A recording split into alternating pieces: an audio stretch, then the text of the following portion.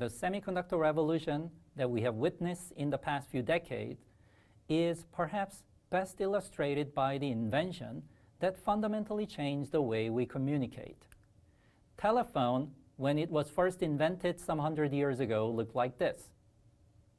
Nowadays, it of course looks like this.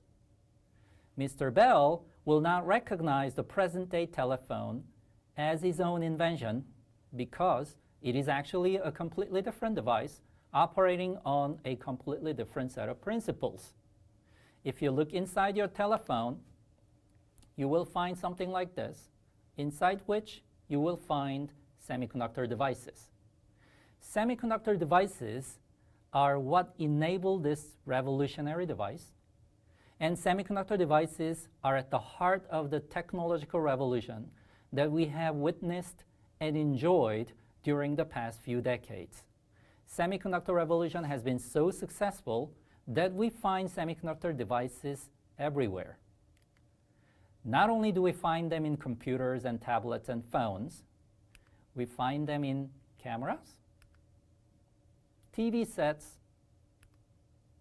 solar panel,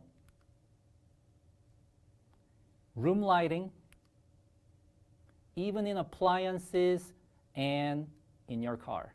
You find semiconductor devices at home, on the road, at grocery stores, and at the gym. They are truly ubiquitous, and we can only expect that they would become even more so in the future.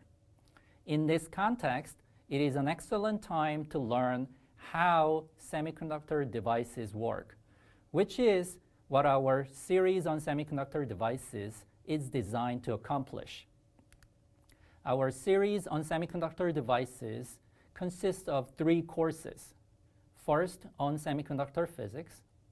Next, on p-n junction and metal semiconductor contact. And then third, on bipolar junction transistor and field effect transistor. In the 4th course on semiconductor physics, we start with quantum theory of solids. And here, we discuss energy band structure, what gives rise to energy band structure, and how they dictate materials properties, especially semiconductor materials property. Next, we discuss how electrons are distributed in the energy bands of a semiconductor and how they lead to current, electrical current. And finally, we discuss how carriers can be generated and annihilated inside the semiconductor and develop a theoretical framework in which we describe the current behavior of a semiconductor under conditions that can be readily applied to a lot of the operating conditions of real semiconductor devices. Building on this theoretical framework, in course 2, we discuss diodes. First, p-n junction. What is p-n junction? What is the device structure? What are their key characteristics? And then we discuss metal semiconductor contact and how they are made and how they behave under various operating conditions and how they are similar and different from p-n junction and other related devices. Finally, we will discuss optoelectronic devices based on the p-n junction and metal semiconductor contacts, such as the LED light-emitting diodes shown here. LEDs is fast becoming the mainstream technology in the multi-billion-dollar lighting industry. In addition, we will discuss semiconductor lasers, photodetectors, and solar cells. Next, our course on transistor will discuss 2 types of transistors, bipolar junction transistor and the field effect transistor. First, we start with metal oxide semiconductor device and how they behave under various biasing conditions. And then we discuss the field effect transistors using the MOS device as their gate, as shown here.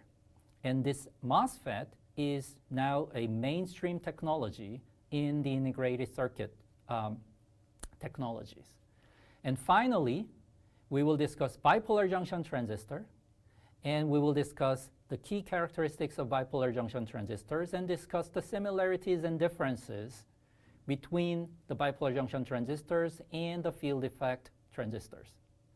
This course will provide a solid foundation on semiconductor devices so that you can deal with semiconductors or develop semiconductors effectively at your workplace. Also, this course will serve as a gateway course for more advanced topic courses on advanced semiconductor devices.